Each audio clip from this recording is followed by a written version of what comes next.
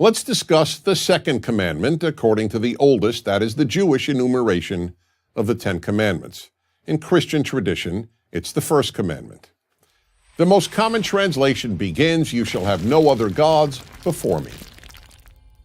The commandment then goes on to prohibit both making idols and worshiping idols.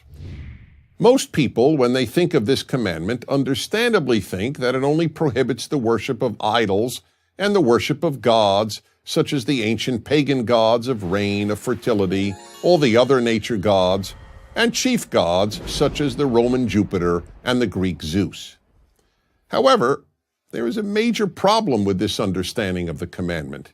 Since no one today worships these gods, let alone worships idols made of stone, most people think that this commandment is irrelevant to modern life.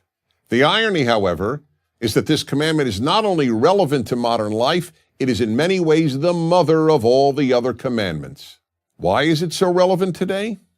Because today we have as many false gods as the ancients did.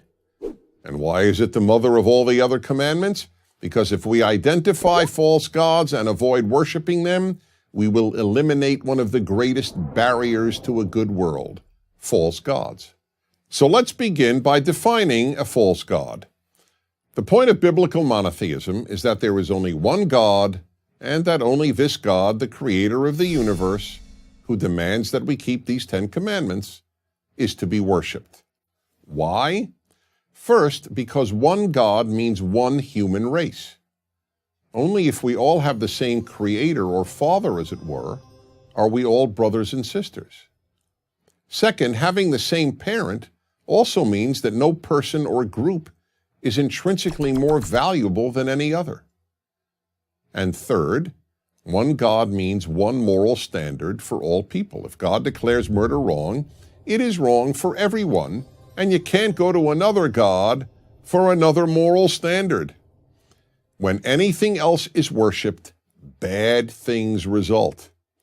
Not only things that can obviously lead to evil, such as the worship of power, or race, or money, or flag, but also things that are almost always seen as quite beautiful, such as art, or education, or even love. Yes, any of these often wonderful things, when worshipped, can lead to terrible results. Take art. Many of the cruelest humans in history loved beautiful music and art. But as a music lover, I learned early in life the sad fact that great music can be used to inspire people to follow evil just as much as it can be used to inspire people to do good. The great Hollywood director Stanley Kubrick vividly made this point in his classic 1971 film, A Clockwork Orange. In it, men rape and murder while classical music plays in the background.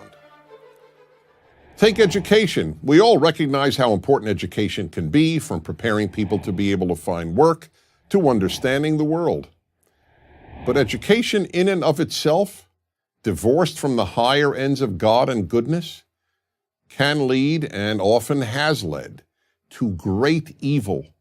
Many of the best educated people in Germany supported Hitler and the Nazis, and almost all of the Western world supporters of the genocidal regimes of Stalin in the Soviet Union and Mao in China were highly educated. There is nothing about a PhD that guarantees a person will be wiser, kinder, or more ethical than someone with only a high school education. The same holds true even of love.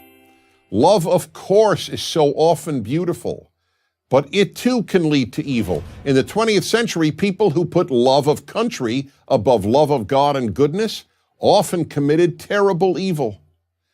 And here's a test for you.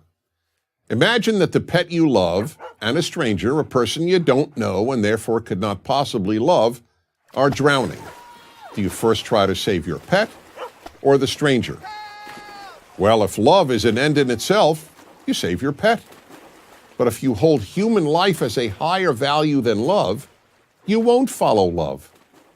This commandment made the ethical revolution of the Bible and of the 10 Commandments, what is known as ethical monotheism, possible. Worship the God of the Ten Commandments, and you will make a good world. Worship a false god, no matter how noble sounding, and you will end up with a world of cruelty. I'm Dennis Prager. Join Prager University, subscribe to our YouTube channel, and sign up for free at prageru.com.